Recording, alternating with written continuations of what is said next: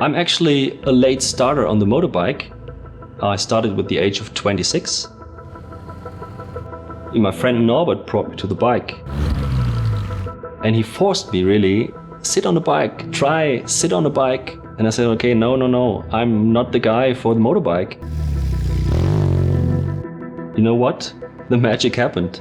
Afterwards, I bought an R1200 GS back in 2006, I think. Later on, my old schoolmate Roman bought a GS and he was into the family. So Roman, Norbert and me, we were on tour together.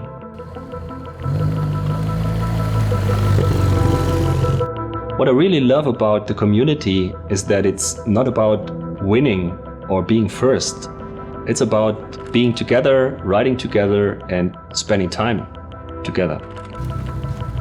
Now I work as a BMW instructor, as a GS marshal, and I can pass on things to other guys that just started being into the community. Hey, I'm Toby, and this is the story of a legend. One of these legends is Laszlo Perez, who is so deep into the bikes like maybe nobody else, who's one of the creators of the R80 GS, and he's still working on bikes day in and day out.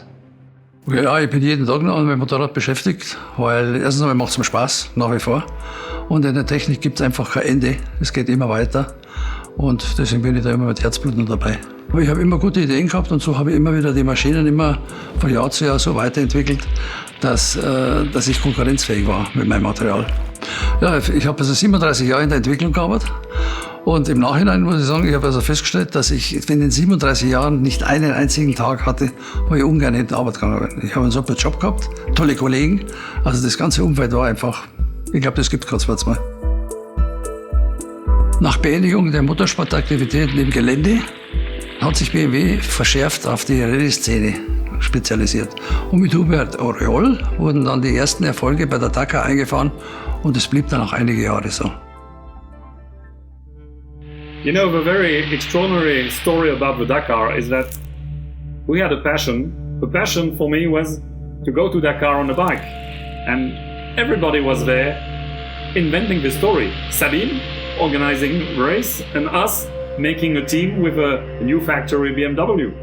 Now, people are still buying a GS because they are buying a part of the adventure. And that's extraordinary because 40 years later, the GS is still there. I know Hubert from his stories. I haven't met him in person. I just met Laszlo, and it's a big benefit of my history or my job to know their stories and then afterwards meeting them and saying, hey, that's the guy I read the stories about, and this is why I think it's a perfect job for me, being able to put even more feelings and more emotions to their stories and to tell them to others. And then the second gen of GS, the R100 GS, got an increase of capacity, which made it then the most powerful Enduro in its time.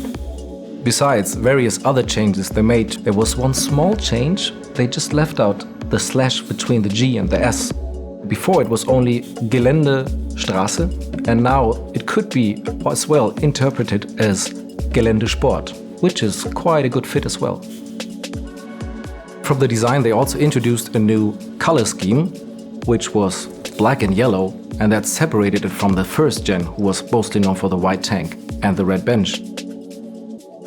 While other colors were there as well, black and yellow is one of my favorite, because it's my favorite soccer team. And I heard that the design team took this as an inspiration. Maybe it's a bit too early to talk about that.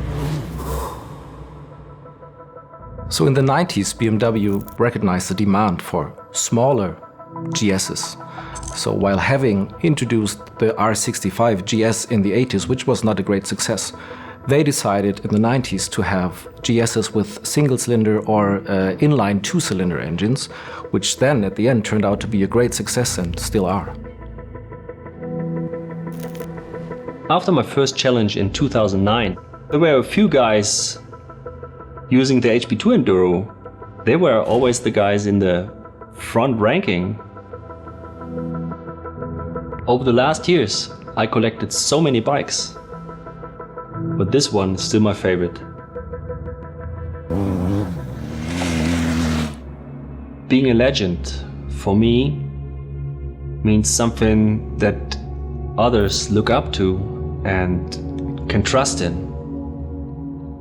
And that overlasts centuries. It's a bike for everybody and for every generation. Hey guys, you remember the black and yellow bikes that Benny was talking about earlier this day? We've got new ones that you might not know yet.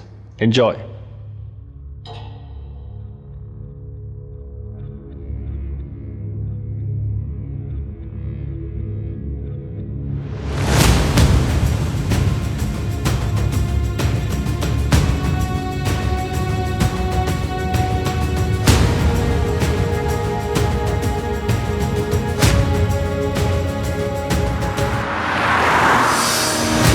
So the adventure starts when I jump on my GS, leaving the garage, and being out with the evenings on the campfire, together with the friends, the smell of the fire. Laszlo, Benny, Norbert, Roman, and all the guys meeting on the GS Challenge, on the GS Trophy. All the marshals, all the friends are part of the community, and it grows every day. This is my story of a legend.